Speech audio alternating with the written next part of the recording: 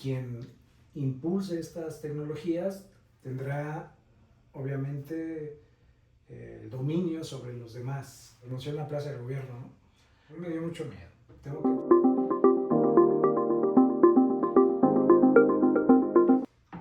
Bienvenidos todos sean a Radio Schrödinger. Hoy es un episodio especial porque por primera vez no estamos detrás de una pantalla y tenemos al investigador enfrente con nosotros.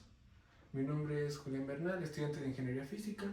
El mío es Alan Yair, igual estudiante de 10º semestre de Ingeniería Física, y tenemos un invitado especial esta vez. Si gusta presentarse. Mi nombre es Jorge Luis Domínguez, soy investigador por México y trabajo en el Centro de la UNAM en Juriquilla, Querétaro.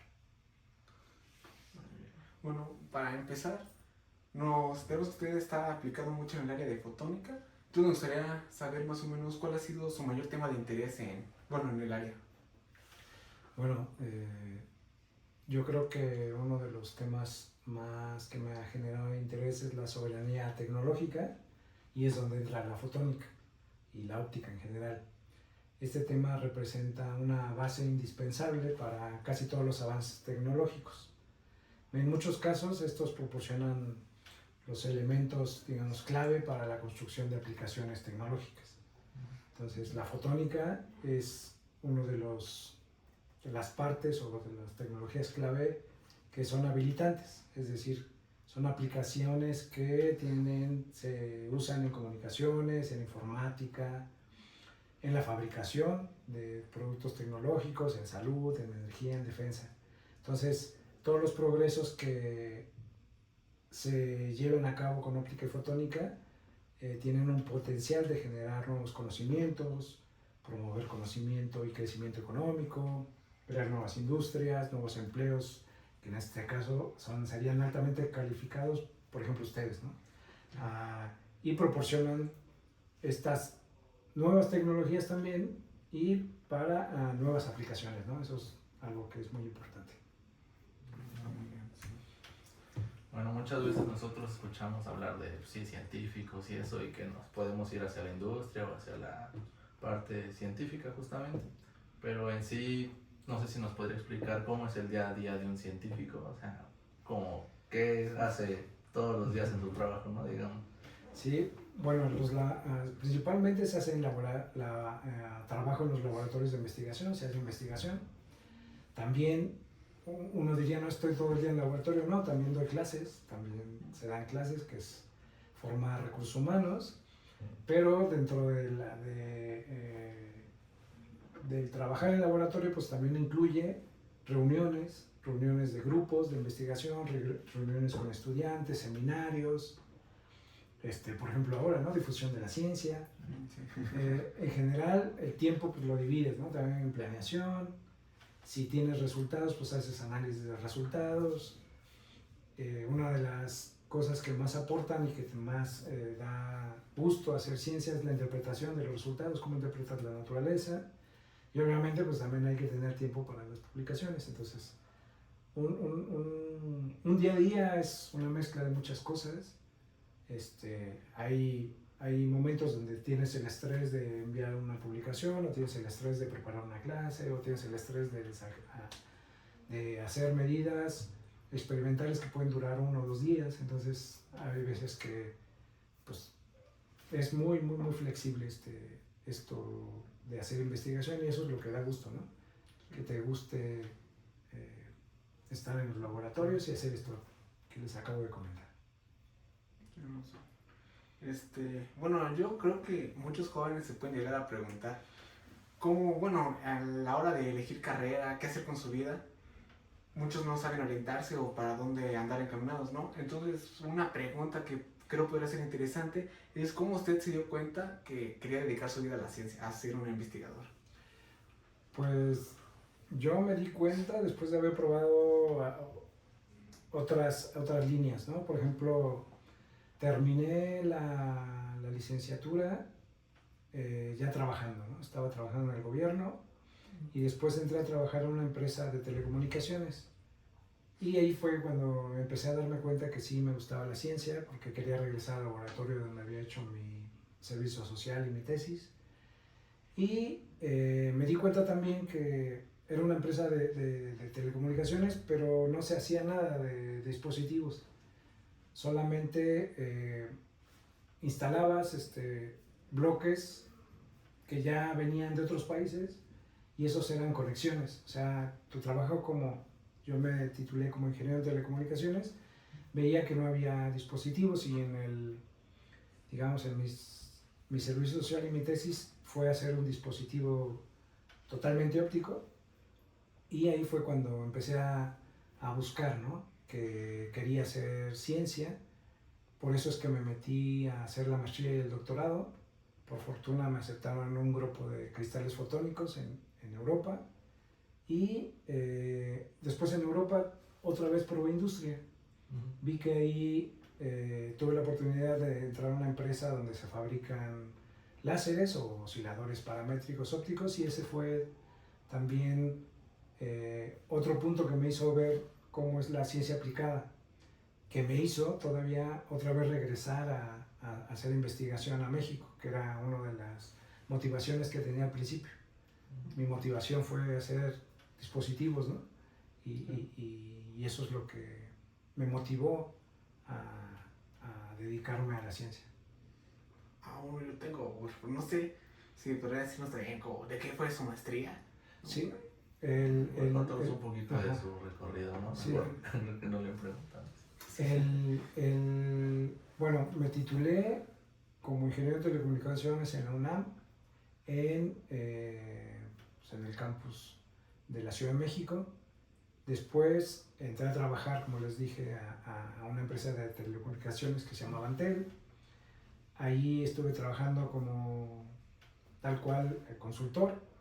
Después apliqué para la maestría y el doctorado en el CONACYT, me dieron beca y me fui a estudiar al Instituto de Ciencias Fotónicas en Barcelona, que al principio estábamos en la UPC, que es Universidad Politécnica de Cataluña. Ahí la maestría es como se le llama suficiencia investigadora o diploma de estudios avanzados y se llaman estudios de tercer ciclo y después haces el doctorado. El doctorado totalmente lo hice en los laboratorios del Instituto de Ciencias Fotónicas. Después entré a trabajar en una empresa que era un spin-off de ese instituto, se llama Radiantis, esa empresa. Después me ofrecieron hacer un postdoc en Nueva York, en un laboratorio para montar un laboratorio de pulsos ultra rápidos. Me fui a Nueva York y 2 años, después regresé a Barcelona y ahí salió la convocatoria, cuando estaba en Barcelona salió la convocatoria para investigadores por México, que antes era la cátedra CONACYT. Y apliqué y eso eran proyectos de 10 años para hacer investigación. El área de investigación es energía, que es lo que estoy haciendo actualmente en Texafat.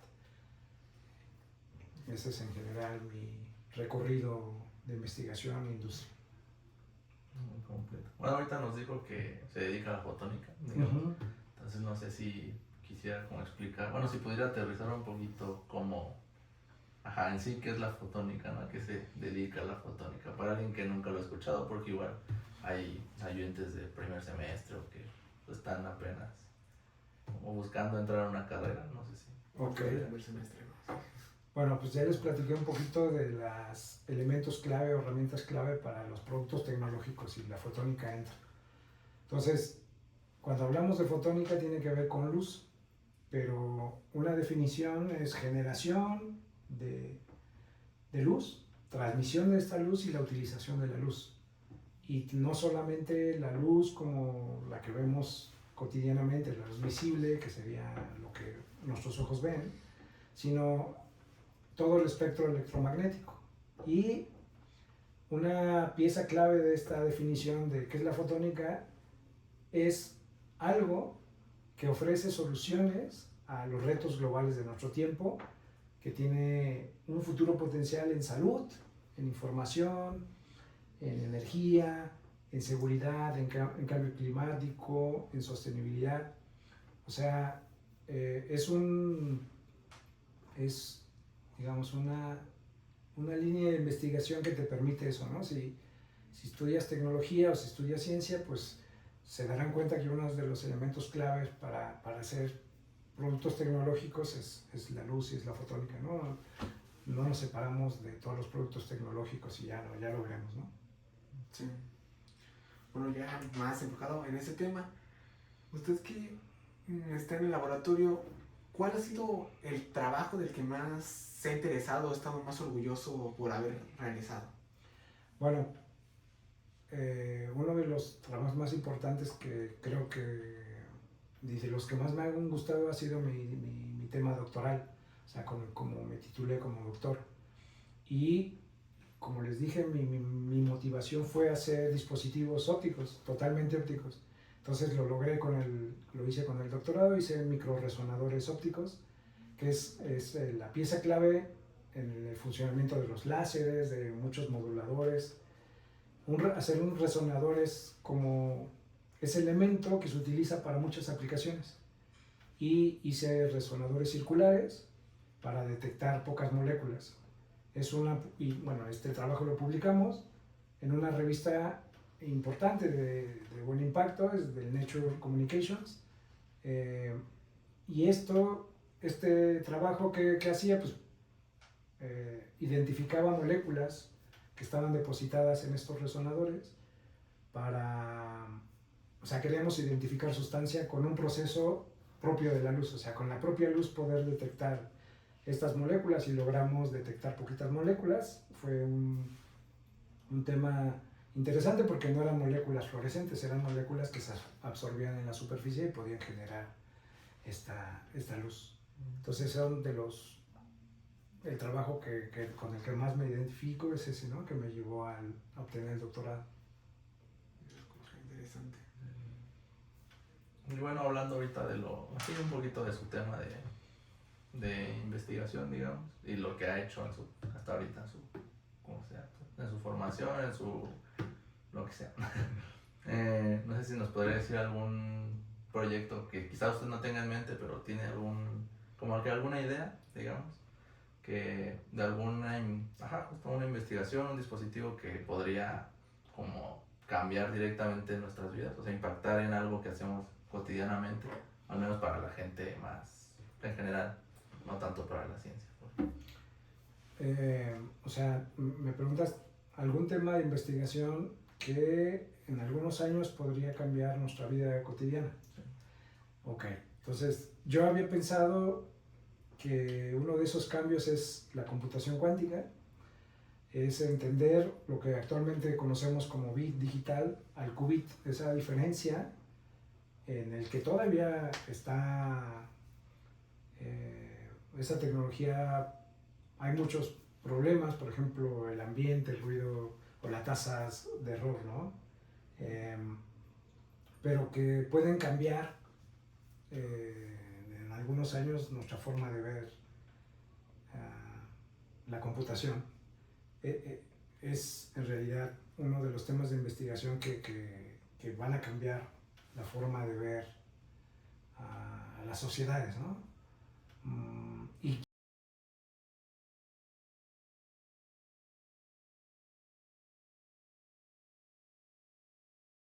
quien impulse estas tecnologías tendrá obviamente el dominio sobre los demás en un reto global, ¿no? entre países. Hace tiempo se hablaba de la Guerra Fría, de la ida a la Luna. Actualmente uno de estos retos que toman relevancia es la computación, ¿no? La computación cuántica yo creo que estas batallas actuales, ¿no? que tienen los gobiernos o los países o los científicos actuales es esa. No sé si te contesté la pregunta.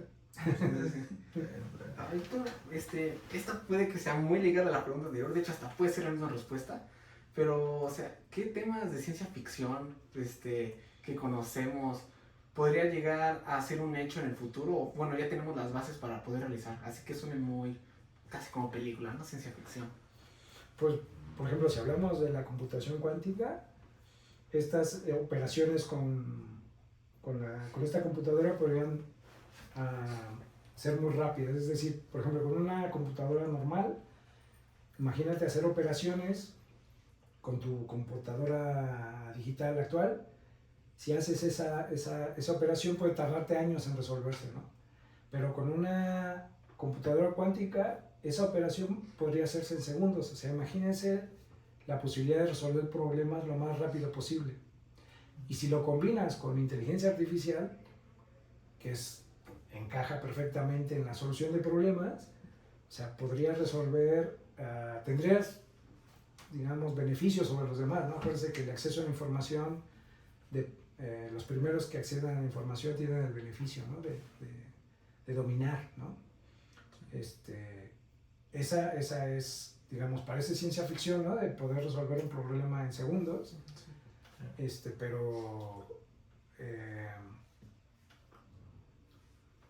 pero que nos da la posibilidad de soñar también en hacer cosas diferentes y que podrían parecer imposibles, ahora lo podemos hacer posible.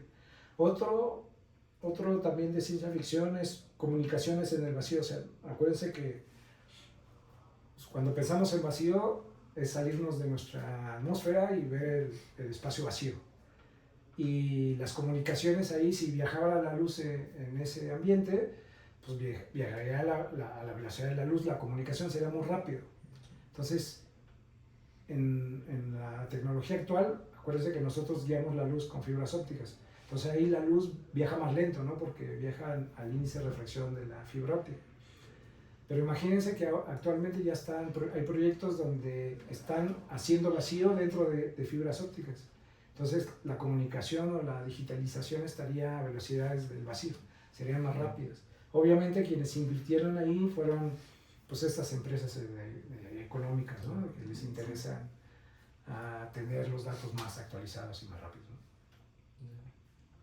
Bueno, ahorita, por ejemplo, ahorita que nos dijo de, fibras ópticas con vacío, no sé, bueno, sabemos que aquí en México y, bueno, en general en Latinoamérica está muy limitado con el presupuesto, muchas veces como la investigación, o sea, y más ahorita este gobierno como que todavía recortó más.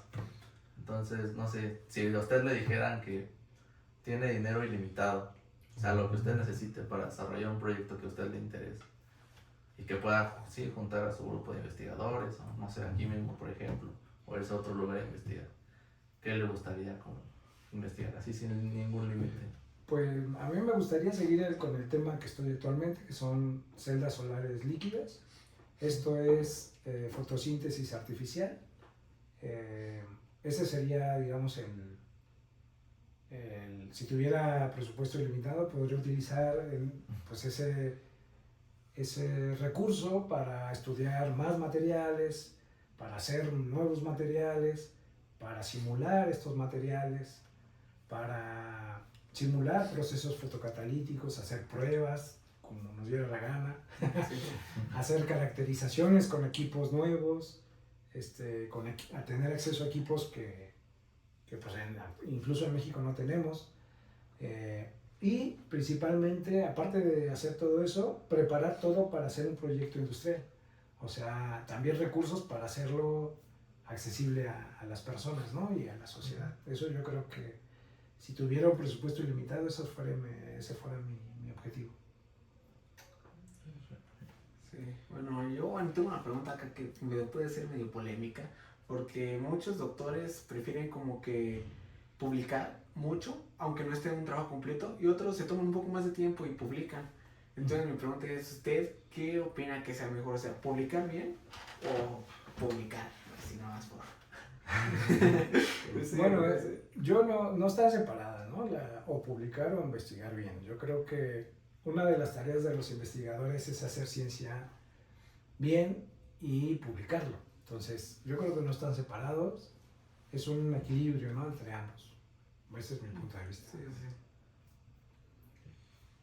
Bueno, no sé si conociera algún tema. Bueno, está como que iba relacionada arriba, pero algún tema de investigación que usted crea que, o sea, igual no se le está dando la relevancia que ocupa. Por ejemplo, las celdas solares líquidas, nunca las había escuchado, pero, algún tema que pueda tener realmente un gran impacto y como que no se le está haciendo mucho caso. Bueno, desde el punto de vista de las celdas solares líquidas, el impacto que tendría sería el cambio climático, ¿no? Entonces es un problema que Se tiene que atacar ahora, después y en el futuro. Pero la futura aplicación que yo creo que se está, o por lo menos en este tiempo, creo que son las tecnologías cuánticas, son las que están pasando desapercibidas a nivel social, no a nivel científico, porque muchas personas están motivadas, ¿no? Que esto traería como consecuencia, o sea, imagínense una nueva tecnología que lleva competitividad industrial, estamos hablando de las computadoras cuánticas, y qué repercusiones tendría la sociedad, ¿no? Entonces, hay dos conceptos que son interesantes aquí. Acuérdense que la digitalización ayuda a las sociedades. O sea, imagínense un trámite burocrático donde lleva papeleo y se sustituye por una digitalización. Es más eficiente, se generan datos que hacen otra vez eso más eficiente, se planean los recursos, se mejora la calidad de vida en la atención a los clientes, ¿no? O a la atención en general. Entonces, son ejemplos, ¿no? Pero digitalizar siempre trae consigo la mejoría de las sociedades. Entonces, si esa digitalización produce un cambio radical a nivel global, porque es una nueva tecnología, entonces se van a tener que reeducar las personas, ¿no? Se van a tener que, en las fuerzas laborales o las fuerzas de trabajo, pues también tener personas preparadas que dominen esas tecnologías. Entonces ahí es donde entra la cadena de valor tecnológica, ¿no? Que es su formación, que esta formación no solamente de estudiantes, sino de investigadores, de expertos en los temas, y que después eso se va a comercializar. Entonces, si conoces los temas, si conoces, digamos, el funcionamiento, obviamente vas a tener acceso y la posibilidad de ser los primeros en que dominen esa tecnología, ¿no? O sea, imagínense los primeros que empezaron a vender teléfonos celulares, ¿no? Los primeros que empezaron a vender refrigeradores, o los primeros que... Entonces, fueron personas que el tener el acceso a esa tecnología en el primer tiempo, pues les dio oportunidad para que pudieran crecer más rápidamente, ¿no? Sí. Bueno, ahorita que ya estamos hablando sobre mejorar la sociedad y todo lo que conlleva, no sé si usted cree que, bueno, la ciencia como que debe tener límites éticos, o eso podría llegar a frenar el avance. Bueno, la ciencia no tiene límites. La ciencia no tiene límites. Esa no es límites. Por ejemplo, cuando nosotros cuando nosotros mandamos a hacer el protocolo y todo eso, hay un comité de ética que tienen que evaluar que pues, estamos ahí cuidando al medio ambiente. Tipo, por ejemplo, de clonar ovejas, ¿no? Que dicen, no, un ejemplo de que ahí, pues, sí, pero dense cuenta que no es la ciencia ahí, es la aplicación de la ciencia. Entonces, las que tienen límites éticos son las aplicaciones. La ciencia no. La ciencia es ilimitada. Imaginen su mente, si dominan su mente, mejor yo creo que es cómo dominan su mente para no aplicarla de forma mal, ¿no? Eso es, yo creo que es... Yo creo que la ciencia no tiene límite y no hay que limitarla. Lo que hay que limitar son las aplicaciones de esas. Entonces, esos son los comités de ética, ¿no? Y qué otras repercusiones puede tener. Pero la ciencia en sí, yo creo que es ilimitada. Ese es mi punto de vista. Sí. Pero, bueno, digamos en este caso un ejemplo, ¿no? Que ocupamos, o sea, igual no vamos a tratar un ser vivo, pero sí ocupamos estudiarlo bien. Entonces usted cree, pero esto nos podría dar un beneficio, no sé, importante. ¿Cree que está bien limitar un poquito dejar contactos a ciertos seres vivos? ¿O usted sí diría no, pues, o sea, si esto va a salvar muchas vidas en el futuro por un ser vivo, ¿usted qué diría? No sé. No, o sea, dense cuenta, por ejemplo, vamos a estudiar animalitos, ¿no? Entonces, en lugar de cortarlos y abrirlos, ¿por qué no mejor inventamos una máquina que los vea por dentro sin matarlos? O sea... Es difícil, ¿no? No, ¿cómo? O sea, los rayos X es lo que hacen y bueno, las pero tecnologías... se ve medio... Bueno, hay mejor, en las tecnologías cuánticas, por ejemplo, tú puedes ver a través de un cuerpo, estudiarlo por dentro y puedes combinarlo con mejoras de imagen. O sea, si imagen, o sea, te puedo poner ejemplos de ese estilo, ¿no? Pero puedes ver a través de las cosas sin dañarlas. Entonces, eso es a lo que me refería, ¿no? La aplicación, Sí. más que, o sea, y los recursos. Es que este es el problema, ¿no? O sea, yo te puedo decir, vamos a inventar una máquina que vean a los animalitos en tiempo real, que mida todos sus... Es caro. Pero es caro, ¿no? No tenemos los recursos para estar monitorizando todas las moléculas o lo que querramos medir, cuantificar, o verlo. O sea, eso es nuestro ideal, esa es la ciencia, ¿no? Pero ahora, ¿cómo lo hacemos? Ese es el truco, ¿no? Y lo que a veces hace que las cosas tienen impacto, ¿no? En donde puedes ver cosas más allá, puedes hacer cosas más interesantes, puedes mejorar un montón de recursos, imagínense, ¿no?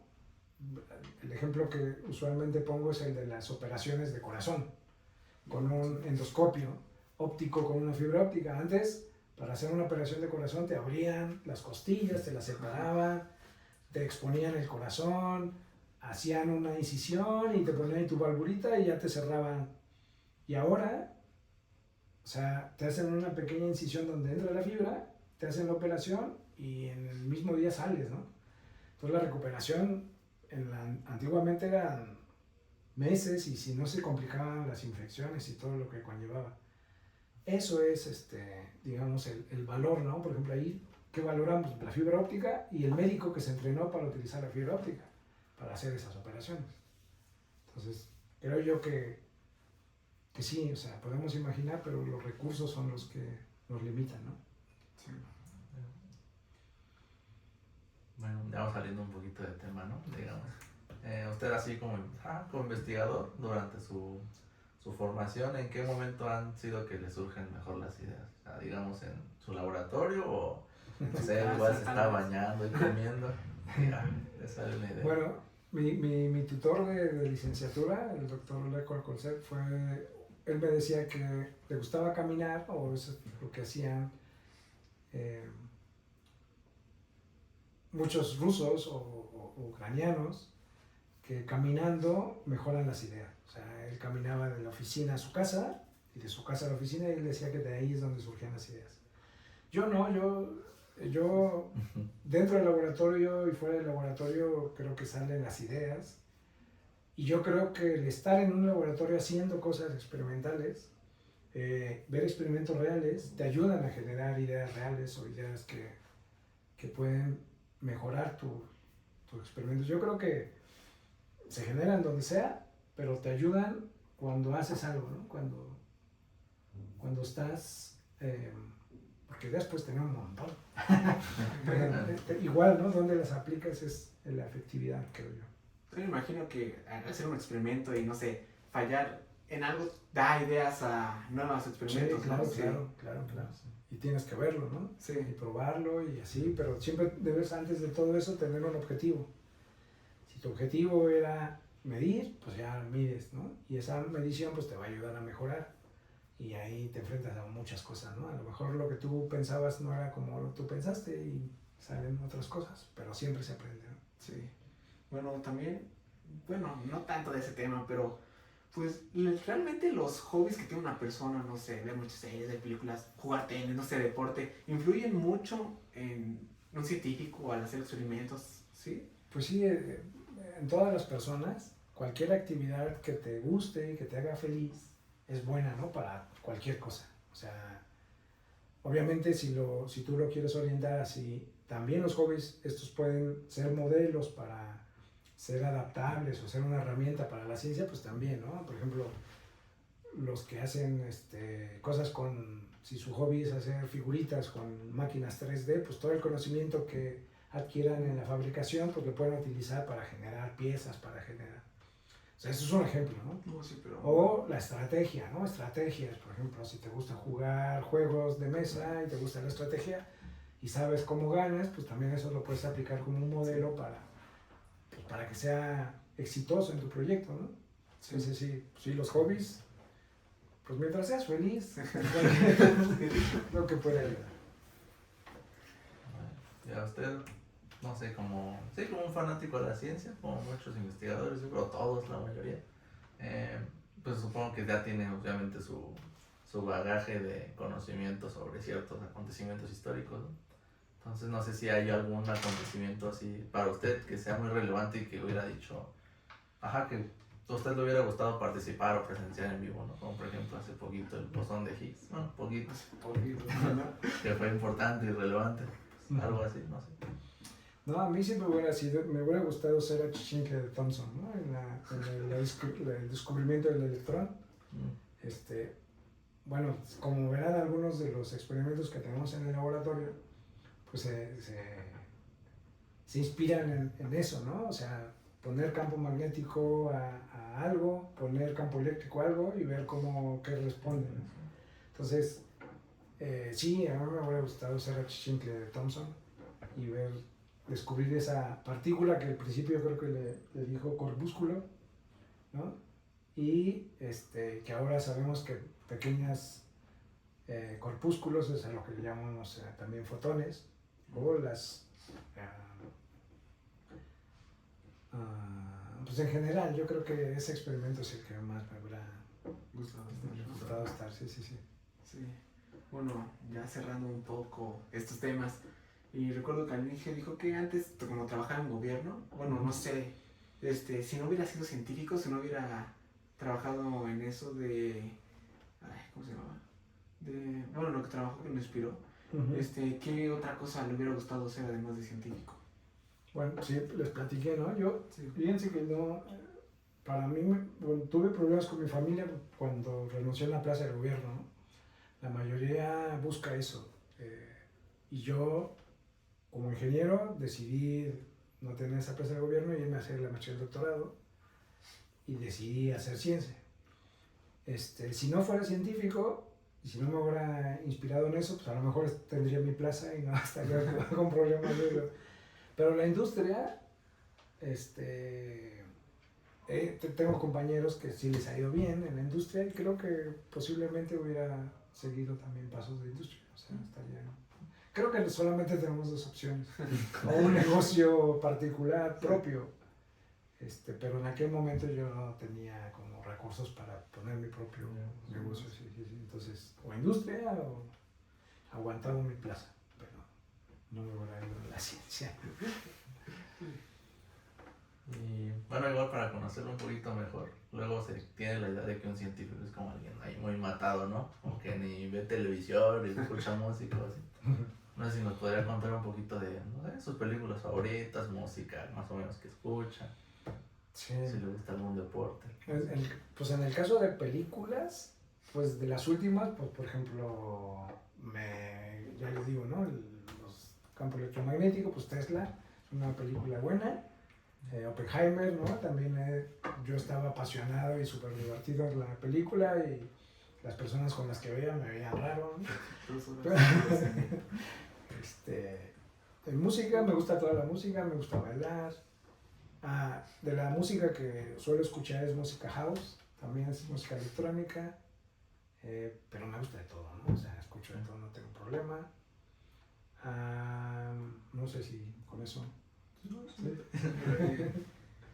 Bueno, así como ya para finalizar, nos gustaría como que pudiera despedir el podcast con algunas palabras que le gustaría decir a la audiencia sobre, pues algunas palabras que tengan para decirles. De motivación, de aliento. O de desaliento, pienso. No, pues creo que podemos seguir con esta misma línea de lo que Europa llama soberanía tecnológica, Estados Unidos llama un futuro brillante, y utiliza la óptica y la fotónica como herramientas que participan, como lo dijimos hace un momentito, en la digitalización de la sociedad, ¿no? Para mejorar la productividad, eso es una idea. El beneficio que trae consigo estudiar estas áreas no solamente es personas especializadas o ciudadanos fuera de lo común, sino si son aplicadas, ¿no? Hacen que esto sea mejor, ¿no? dense cuenta, los países que han desarrollado tecnología, pues están siempre generando industria, vendiendo eso. Esa cadena de valor, pues son los que ellos tienen el mayor beneficio, tienen crecimiento económico, generan nuevas industrias, tienen empleos altamente calificados, nuevas aplicaciones, ellos están a la vanguardia, ¿no? Y hay por ejemplo, los americanos en algunos de sus estudios o de sus respuestas a estos problemas del futuro brillante, ¿cómo lo harían? Pues ellos proponen, ¿no?, oportunidades de investigación, o sea, temas de investigación. Obviamente incluyen la fotónica, es la fotónica la clave. Tienen oportunidades también donde creen que hay oportunidades para generar capacidades en ciencia y tecnología, también ellos la nombran. Los europeos, ya les digo, son las tecnologías claves que habilitan la soberanía, y estos incluyen a la microfabricación, nanofabricación, fotónica, inteligencia artificial. Bueno, hay muchas áreas, ¿no? Yo coincido con algunas de estas ideas y es lo que he tratado de implementar en el laboratorio. Por ejemplo, en las de capacidades, o sea, imagínense instalaciones de fabricación que estén al alcance de todos, ¿no? Que los hagas en tu laboratorio y que no dependas de estar comprando en el extranjero, ¿no? Entonces, producir instalaciones de fabricación accesibles. Luego, hay materiales donde se produce, por ejemplo, longitudes de onda de los láseres. Hay longitudes de onda muy comerciales, pero también existe la posibilidad de que otras longitudes de onda puedan hacer cosas también sean factibles y que sean de fácil fabricación y que todo el mundo tenga acceso. Entonces, estudio de, digamos, espectros, como les llaman esas, fotónica exótica, ¿no? Porque no son comunes. Y la otra es fuentes de producción para materiales que se utilizan en la propia fotónica, o sea, hacer materiales, tus propios materiales, ¿no? Y eso los ocupas. Eso, digamos, son las capacidades que se tendrían que desarrollar para mejorar, digamos, esto. Luego hay líneas de investigación, oportunidades de investigación es lo que llaman. La primera y la más famosa tiene que ver con la biotecnología y la genética, ¿no? Que esto pues lo abrió la pandemia, ¿no? Decía que eran sistemas de detección para monitorear enfermedades, para detección de enfermedades. Entonces eso es claro que mejoraría la sociedad con eso. La otra habla de la tecnología cuántica, que es generar un solo fotón y detectar un solo fotón. O sea, ¿por qué? Porque si eso lo manipulas, puedes hacer pues todo muy eficiente con poca energía, ¿no? Luego hay una que es interesante, que es la que hemos implementado en el laboratorio, que son medidas o imágenes a través de medios complejos, ¿no? En el caso de celdas solares líquidas, pues tenemos un nanofluido donde pasa luz y no sabemos qué le pasa a la luz. Pero sí en nuestro caso, podemos ver patrones de difracción y eso lo estudiamos, ¿no? Y nos puede dar información de lo que hay dentro de ese medio complejo. Y por último, pues la nanotecnología o la nanoelectrónica, que permite o que permitirá estos nanomateriales, procesamientos de información, comunicaciones. O sea, si entendemos bien cómo funcionan estos materiales y les damos una aplicación, pues pueden ayudar. Son como líneas de investigación que se proponen, ¿no? Yo quiero dejar ese mensaje, ¿no? O sea, ¿podemos mejorar nuestra capacidad científica en México? Sí. ¿La podemos mejorar cómo? Pues haciendo nuestra propia tecnología. ¿Y cómo hacemos esa tecnología? Yo creo que la fotónica es una de las piezas clave para hacerla. Y no lo digo yo, lo dice grupos de científicos que les encargaron ese trabajo, ¿no? Cómo mejorar la vida o la calidad de vida de sus pueblos, y pues ellos han decidido que es con eso y lo proponen. Y no solamente Estados Unidos, Europa, los asiáticos también, ¿no? El grupo asiático y el crecimiento, yo creo, tecnológico de China actual es por eso, porque hace tiempo le empezó a apostar por la fotónica y bueno, pues ya tenían la infraestructura de semiconductores, que fueron las empresas allá, ¿no? Un ejemplo de digitalización, eso es Corea también, ¿no? O sea, de los países que mejor respondieron a la pandemia fueron ellos, ¿no? O sea, porque tenían todo controlado, digitalizado y sabían cómo ordenar eso. Y la sociedad estaba preparada con la parte digital.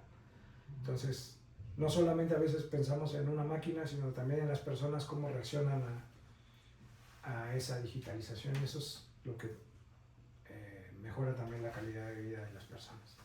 Yo con ese mensaje quisiera, no sé si a eso te referías. Sí, aunque ahorita sí que fue una despedida, pero hasta ahorita tuve una duda. En la pandemia, ahorita que lo mencionó, tengo la curiosidad de, ¿los centros de investigación estaban cerrados o sí venían a...? A ver, en mi caso, a mí me dio mucho miedo, tengo que decir. Sí, no, justo por eso, porque el contagio estaba feo, hubo muchos muertos. Yo no salí hasta que me vacunaron. Trabajaba desde casa, empecé a hacer otras cosas, hacía mis labores de investigación, pero desde otro punto de vista, porque venían mensajes desde Europa, de Estados Unidos, de lo que estaba pasando, y de alguna forma me previne y me aislé, que era lo que nos decían, no estaba haciendo otra cosa más que lo que nos dijeron. Y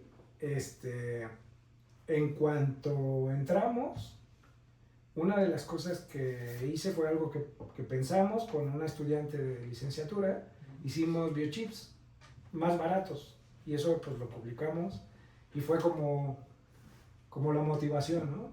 Hacer que grupos de investigación tuvieran acceso a hacer biochips más baratos, más fáciles, en lugar de hacer con láseres muy potentes y que no ves, lo hicieras con un láser verde. Y a lo mejor es sencillo, pero creo que fue una aportación que hicimos en ese momento, ¿no?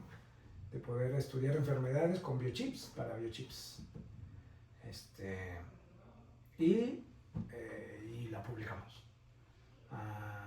Pero, o sea, les debe de quedar claro, ¿no? O sea, imagínense la pandemia sin la tecnología fotónica. O sea, los oxímetros, que son 2 láseres o 2 LEDs que leen el oxígeno que tienes en la sangre, te dice si ya estabas mal de oxígeno, ¿no? Ese es uno. Y los termómetros que no, sin contacto, ¿no? O sea, la PCR, ¿no? Entonces, que es mediciones de fluorescencia, ¿no? Y son sistemas ópticos. O sea, bueno, hemos enfrentado la pandemia con muy pocas herramientas. La generación de la vacuna fue gracias a la tecnología actual que tenemos, ¿no? O sea, bueno, no sé si... El presupuesto.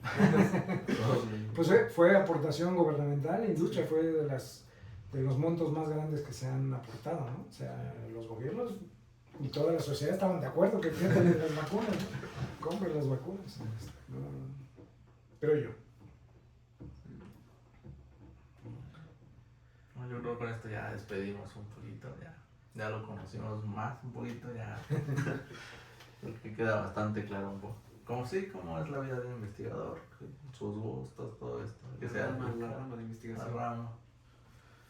Entonces, pues mucho gusto que se decidiera tomar un tiempo para hacer un podcast, una entrevista y que también lo puedan conocer, porque, pues sí, al final de cuentas también da clases en nuestra universidad, entonces. Sí, no, y estoy súper contento de estar ahí con ustedes. Sí. No, gracias por invitarme a hacer esto. Creo que una de las actividades, aparte de hacer investigación, es difusión, ¿no? Entonces esto es difusión. Sí.